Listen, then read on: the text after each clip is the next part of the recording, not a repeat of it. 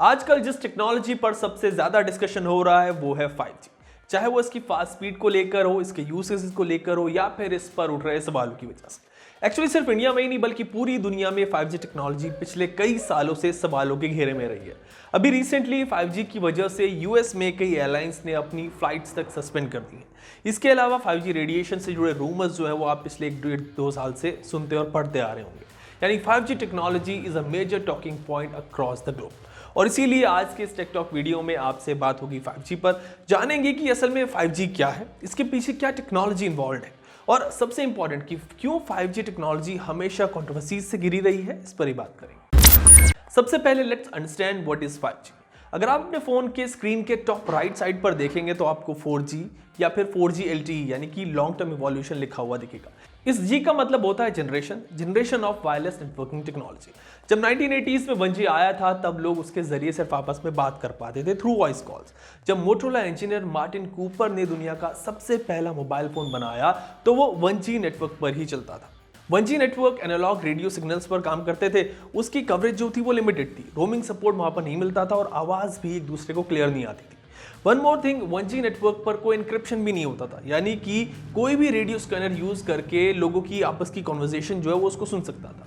1G उस वक्त के लिहाज से तो एक कटिंग एज टेक्नोलॉजी थी, but there were serious issues with 1G और उन इश्यूज को सॉल्व किया 2G ने, जो आया 90s में। 2G नेटवर्क पर यूजर्स को ज्यादा बैंडविड्थ मिली। आजकल बैंडविड्थ को इंटरनेट स्पीड से रिलेट किया जाता है, but it's not internet speed but the volume of information that can be sent over a connection. So ज्यादा बैंडविड्थ जब मिली तो ज्यादा इंफॉर्मेशन लोग एक दूसरे को सेंड कर पाए। 1G में सिर्फ कॉल्स ही होते थे, अब 2G में टेक्स्ट मैसेजेस आ गए और फिर पिक्चर मैसेजेस भी इंट्रोड्यूस हो गए। जस्ट टू ऐड कि picture messages and MMS are two different things, दो अलग अलग टर्म्स हैं। पिक्चर मैसेज आपके याद होगा कि ओल्ड नोकिया फोन्स में SMS के थ्रू जाते थे और MMS में इमेजेस यानी कि पिक्चर्स, मल्टीमीडिया मैसेजेस यूजर्स एक दूसरे को सेंड कर पाते थे। अब 2G आने के बाद हमें मिला GPRS यानी कि ग्लोबल पॉकेट रेडियो सर्विस, और इसके जरिए फोन पर ईमेल सर्विसेज आई और फिर स्लो इंटरनेट कनेक्शन भी आ गया। यूजर्स MMS एक दूसरे को भेज पाए और ईमेल्स भी एक दूसरे को सेंड कर पाए। इसमें कॉल्स एनक्रिप्टेड हो गए थे, आवाज साफ आने लगी थी, रोमिंग सर्विसेज भी इंट्रोड्यूस हो गई। यहाँ पर एक बात और मेंशन कर दूं कि इंडिया में इस वक्त भी करीब 32 करोड़ लोग 2G नेटवर्क पर हैं, यानी कि फीचर फोन यूज करते हैं।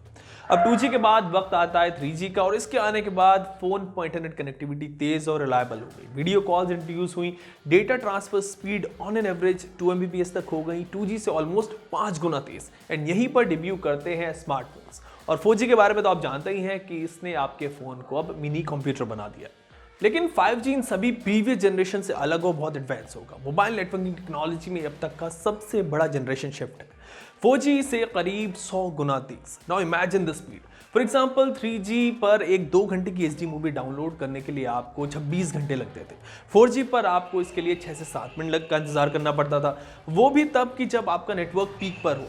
पर 5G पर आप एक 2 घंटे की HD मूवी सिर्फ 3.6 सेकंड में यानी कि 3.5 सेकंड्स में डाउनलोड कर पाएंगे।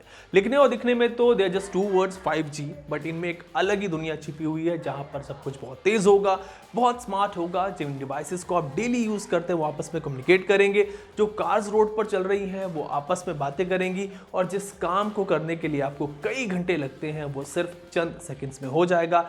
That's what 5G will bring. But 5G इतना रेवोल्यूशनरी कैसे होगा? ये जवाब छुपा है उस टेक्नोलॉजी में, उस रेडियो फ्रीक्वेंसी में जिस पर 5G काम करता है, और वो है millimetre waves. Actually 4G network 800 megahertz से अराउंड 3000 मेगाहर्ट्ज की फ्रीक्वेंसी पर काम करता है, और मिलीमीटर वेव्स 30 से 300 गीगाहर्ट्ज की फ्रीक्वेंसी पर काम करेंगी, यानी कि 4G से करीब 100 गुना तेज। Because more frequency means more energy that translates to more data transferring capabilities.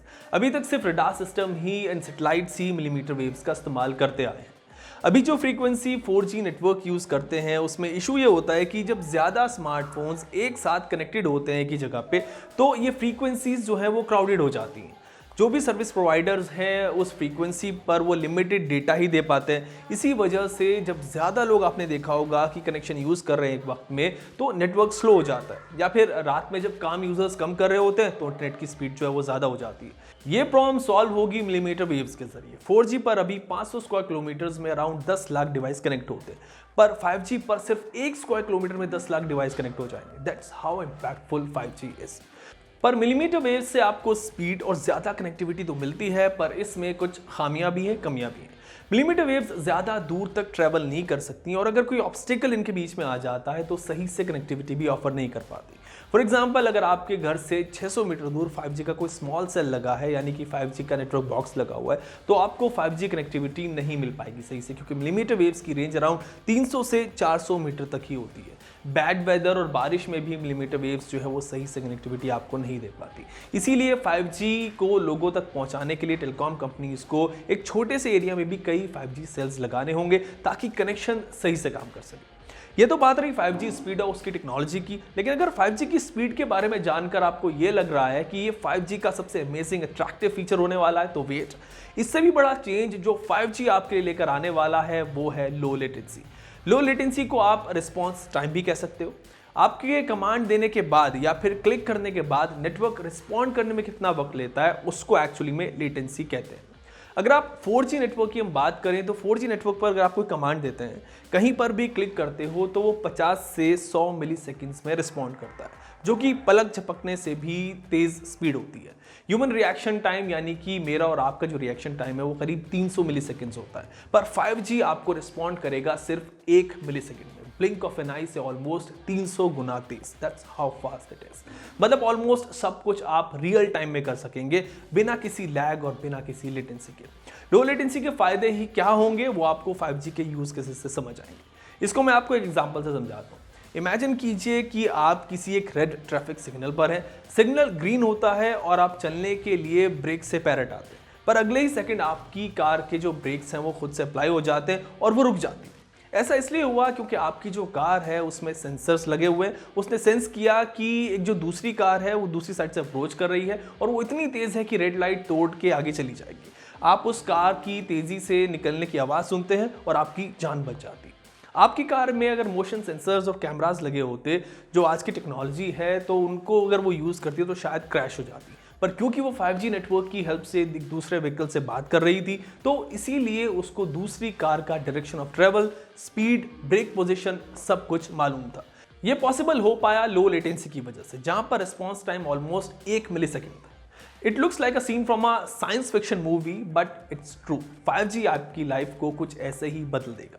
5G के बाद automated machines, self driving cars आएंगी जो आप आपस में कनेक्टेड होंगी और आपकी लाइफ को पूरी तरह बदल देंगी। Hundreds of self driving cars साथ में चल रही होंगी रोड पर बिना किसी ट्रैफिक जैम के, क्योंकि उनको एक दूसरे की पोजीशन का आराम से पता होगा, आसानी से पता होगा। मशीन्स आपस में बात करेंगी और आपके इंस्ट्रक्शन पर अपने आप आपका सारा काम करती रहेंगी। 5G की हेल्प से आपका रेफ्रिजरेटर आपसे बात करेगा, सेल्फ ड्राइविंग ट्रक आपके फूड्स, आपकी सब्जियां लेकर आपके घर के आसपास आ जाएगा, वॉशिंग मशीन्स आपसे कनेक्टेड होगी और ये नेटवर्क का जाल आपके लिए होगा और आपकी ज़िंदगी को आसान बना देगा। 5G का एक और बड़ा फायदा होगा और वो होगा हेल्थ केयर में। जब मशीन्स 5G से कनेक्टेड होंगी और रियल टाइम में काम करती हुई होंगी, तो experts, surgeon remote surgery perform कर पाएंगे। मतलब डॉक्टर दुनिया के एक कोने में होगा और पेशेंट दुनिया के दूसरे कोने में होगा। वो रोबोटिक आर्म्स के जरिए उसकी मदद डॉक्टर करेगा और पेशेंट को ऑपरेट कर पाएगा वहीं से। आप रियल टाइम में ऑनलाइन गेमिंग कर पाएंगे और VR के जरिए हर चीज़ को एक्सपीरियंस कर पाएंगे। और हाँ, जो मेटावर्स का कॉन्सेप्ट इस वक्त बड़ा वायरल है, चल रहा है, वो भी रियलिटी बन जाएगा just because of low latency offered by 5G connection.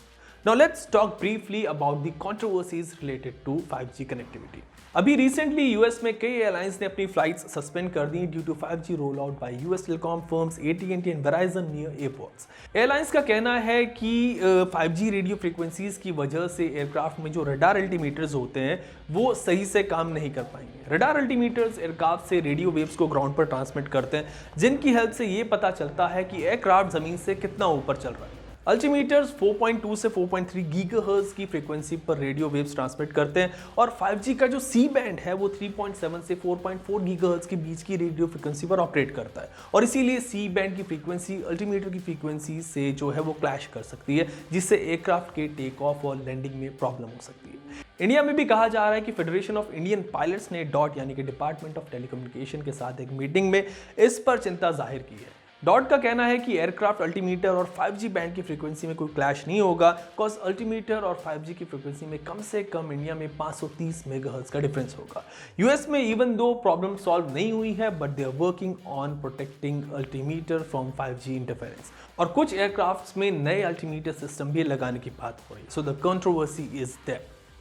Another controversy related to 5G is actually rumor related to 5G is कि 5G रेडिएशन की वजह से कोविड फैलता है।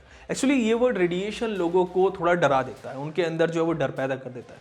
हाँ, ऐसे रेडिएशंस भी होते हैं जो आपको नुकसान पहुंचा सकते हैं, बीमारियां पैदा कर सकते हैं, लेकिन हर रेडिएशन आपको नुकसान नहीं पहुंचाता, उससे आपको नुकसान नहीं होता।